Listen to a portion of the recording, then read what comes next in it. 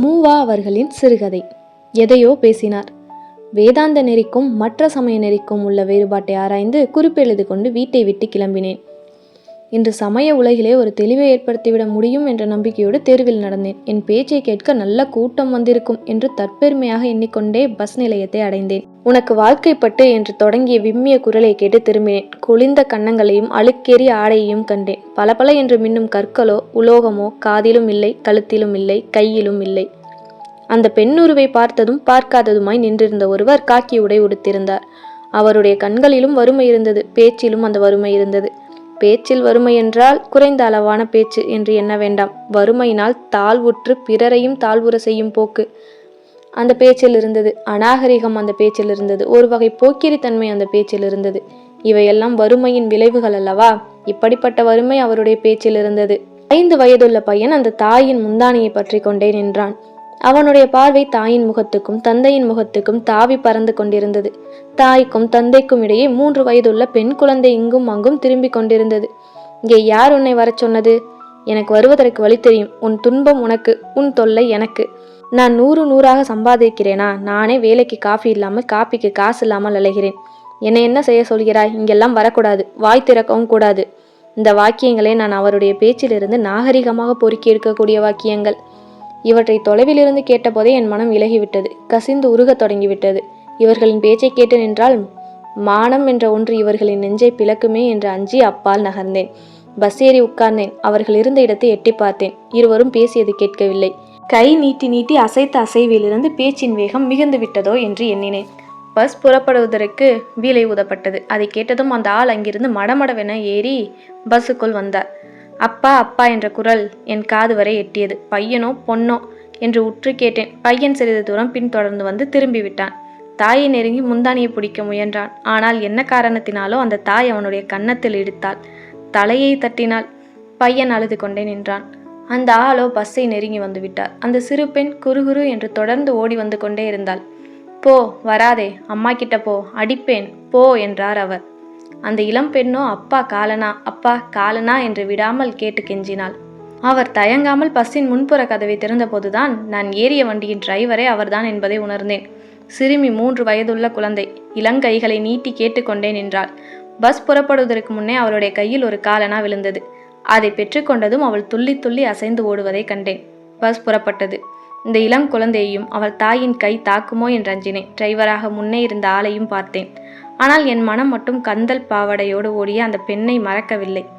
தாயின் கையினால் தட்டும் இடிப்பும் பெற்று அவளுடைய முகத்தையே பார்த்து அழுத பையனையும் மறக்கவில்லை. என் பின்புறத்தில் உட்கார்ந்திருந்த ஒருவர், 3-4 வயதுள்ள குழந்தைகள் பஸ் நிலையத்துக்கு வந்து காலனா கேட்டு பிச்சை எடுக்கலாமா? மற்ற நாட்டில் இப்படி நடக்குமா என்று பக்கத்தில் உள்ளவரிடம் சொன்னார். இதை கேட்டவர், ரயிலிலும் இதே தொந்தரவு. 5-6 வயது பையன்கள் எல்லாம் பாட்டு பாடி காசு கேட்கிறார்கள். சின்ன வயசிலே பீடி பிடிக்க கற்றுக்கொண்டார்கள். அதற்கு காசு வேண்டாமா என்றார் மற்றொருவர். பீடிக்கு காசு வேண்டுமானால் மூட்டை தூக்கி கூலி வாங்குவது தானே, அதற்கு பதில் பிச்சை எடுக்கலாமா என்றார் பருமனாக இருந்த இன்னொருவர். சின்ன பையன்களை மூட்டை தூக்க விடலாமா? அதை கண்ணால் பார்க்கலாமா? அப்படி ரஷ்யாவில் விடுவார்களா என்றார் கல்லூரி மாணவர் ஒருவர். இந்த சொற்கள் டிரைவர் காதில் விழுந்திருந்தால் நன்றாக இருந்திருக்கும். ஆனால் பஸ் ஒலி அதற்கு இடம் தருமா?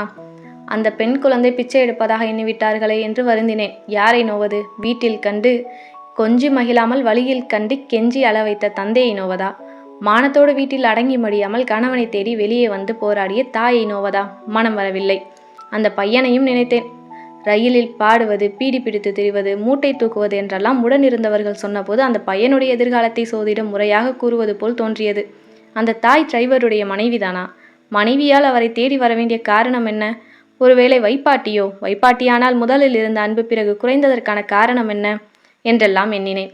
அவர் வேறு இடத்தில் புது வைப்பு தேடி அன்பு மாறிவிட்டாரோ? அல்லது அவளது ஒழுக்கத்தில் ஏதேனும் குறை இருக்குமோ? திருமணம் செய்த தொடக்கத்திலேயே அன்பு இருந்திருக்காதோ என்று பலவாறு எண்ணினேன். தொடக்கத்தில் அன்பு இல்லாமல் திருமணம் செய்து படிப்படியாக அன்பு வளரவில்லையா? தொடக்கத்தில் அன்பு நிறைந்திருந்தும் பிறகு வாழ்க்கை கெடவில்லையா? செல்வர்களின் வீட்டில் அன்பு வளர்வதற்கு பட்டும் பொன்னும் காரணமாக இருப்பது போல் ஏழைகளின் வீட்டில் அன்பு வளர்வதற்கு காரணம் ஒன்றும் இல்லையா? கந்தல் உடுத்து அழுக்கு படிந்திருந்தாலும் அழகும் கவர்ச்சியும் குன்றாத அந்த 2 குழந்தைகளால் அன்பு வளர முடியாதா?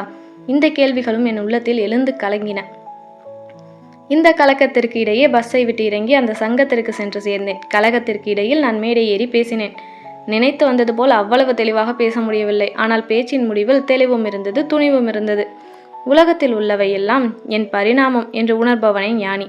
உலகத்தில் உள்ள குறைகளை அவர்களின் தலைமேல் சுமத்திவிட்டுதான் தூயவனாக எண்ணுகிறான் நாத்திகன். மற்றவர்களின் குறைகளை எல்லாம் தன்மேல் சுமத்தி எண்ணி அவற்றை திருத்தும் பொறுப்பும் தானே மேற்கொள்கிறவன் ஆத்திகன். அன்பற்ற கணவன், அன்பற்ற மனைவி, திக்கற்ற பெண், பொறுப்பற்ற குடும்பம், சமுதாயம் என்று இந்த கொடுமைகள் இல்லாத நல்ல நாளை எதிர்பார்த்து தொண்டு செய்கிறவனே வீரன். அதற்கு ஏற்றபடி என்ன கற்றுக்கொள்கிறானோ அவன்தான் அறிஞன். அந்த நாள் வர நெடுங்காலம் செல்லலாம். ஆனால் எண்ணுவதற்கு நெடுங்காலம் வேண்டியதில்லை. இன்றே எண்ண முடியும் அல்லவா? இப்போதே எண்ண வேண்டும் அல்லவா? எண்ணுவதற்கு ஒரு துணிவு, வீரம் வேண்டும். அந்த துணிவுடைய வீரன் தான் ஞானி. அவன் என்ன வேண்டும் என்பதுதான் இவ்வுலகில் முக்கியமானது. மற்றவர்கள் எல்லோரும் திண்ணை வேதாந்தம் பேசுகிறார்களே என்று பேசி முடித்தேன். தலைவர் மோதிரத்தை சரிகை மேலாடையும் மெல்ல ஒழுங்குபடுத்தி கொண்டார். ஒரு கணைப்பு கணைத்தார். முடிவுரை சொல்ல தொடங்கினார். அப்போது அவருடைய உறவினர் ஒருவர் அவசரமாக அவரை தேடிக்கொண்டு வந்தார். தலைவருடைய தமக்கை மகள் திடீரென்று ஆபத்தான நிலை அடைந்து மருத்துவ நிலையத்துக்கு அழைத்து செல்லப்பட்டதாக செய்தி வந்தது. தலைவர் விரைந்து கூட்டத்தை முடித்தார். கவலையோடு சுருக்கமாக சொற்பொழிவாளர் எடுத்த பொருளை விட்டுவிட்டு எதையோ பேசினார் என்று ஒரு வாக்கியம் குத்தலாக சொல்லி முடித்தார். கூட்டம் முடிந்தது. நான் வீட்டிற்கு திரும்பி வந்தபோது வழியில் ஒரு தெருவில் மூலையில் சிறு கூட்டம் இருந்தது. நின்றேன். காரணம் தெரிந்து கொள்ள விரும்பினேன். யாரோ ஒருத்தி நஞ்சு குடித்து குற்றுயிராய் மருத்துவ நிலையத்துக்கு எடுத்து செல்லப்பட்டதாக சொன்னார்கள். அங்கிருந்து நடக்க தொடங்கிய போது கூட்டத்தில் இருந்த ஒருவர், ஆமாம், அந்த டிரைவருக்கு இன்னும் யாரும் தெரிவிக்கவில்லையா என்று கேட்டார். அவனை போலீசார் விசாரணைக்கு அழைத்து கொண்டு போயிருக்கிறார்களாம் என்றார் மற்றொருவர். அவன் பாவி, அந்த பெண் மேல் குற்றம் சொன்னால் கண் அவிந்து போகும். கணவனுடைய கொடுமை பொறுக்க முடியாமல் இப்படி செய்து கொண்டாள்.